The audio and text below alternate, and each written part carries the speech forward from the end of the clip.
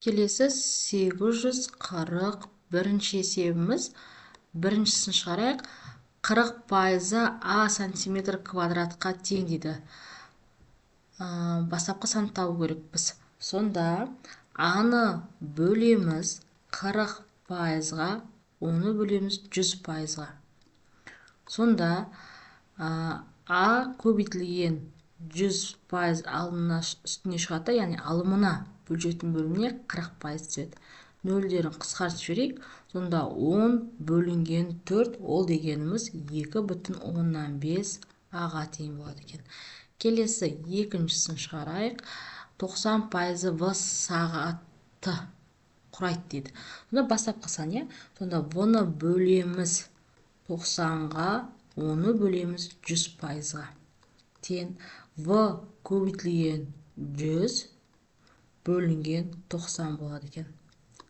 Нөлдер қысқарып кетеді.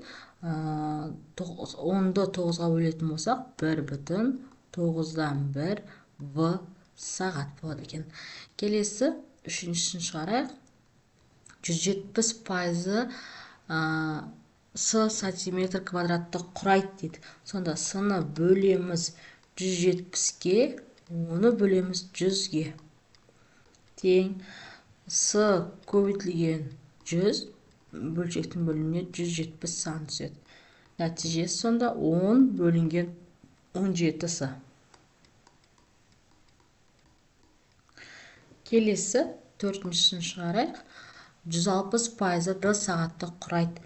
Сонда д-ны бөлеміз 260-ға, оны бөлеміз 100%-ға. Сонда д көбейтілген 100 алымына шығады, 260 бөлшектің бөліміне түседі. Қысқартып жібереміз. Сонда 10 бөлінген 26, 12-ге қысқартатын болса, 5 алымда 13 бөлшектің бөлімінде болады. Сонда д-ға тең болады. Келесі 842 есебіміз. Бірінші сан екінші саннан 10-ға артық.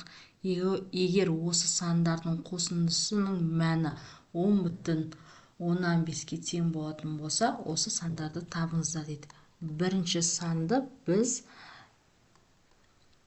x қосылған 10 деп алайық. Ал екінші санымыз ол бізде x-қа тең, яғни белгісіз.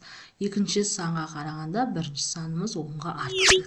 Енді екеуінің қосындысы 10,15-ге тең. Сонда жазайық, x қосылған 10 тең 10,15-ге. 2x тең 10,15 азайтылған 10, 2x-тің нәтижесі тең болады 0,15-ге. x-тен 0,15-ті 2-ге бөлетін болсақ, 0,125-ге тең. Яғни екінші тұрған санымыз 0,125-ге тең болады. Ал бірінші тұрған санымыз оған 10-ды қосқанға тең екен. Сонда 0,25-ге қосамыз 10-ды. Оның нәтижесі 10,125-ге тең. Келесі 843 есебіміз. Бір тауардың бағасы 800 теңге. Ал екінші тауардың бағасы 1100 теңге. Яғни қосамыз 1100-ді. Тауардың екі түрінен де 13 данадан алған. Яғни осылардан 13 данадан алыпты.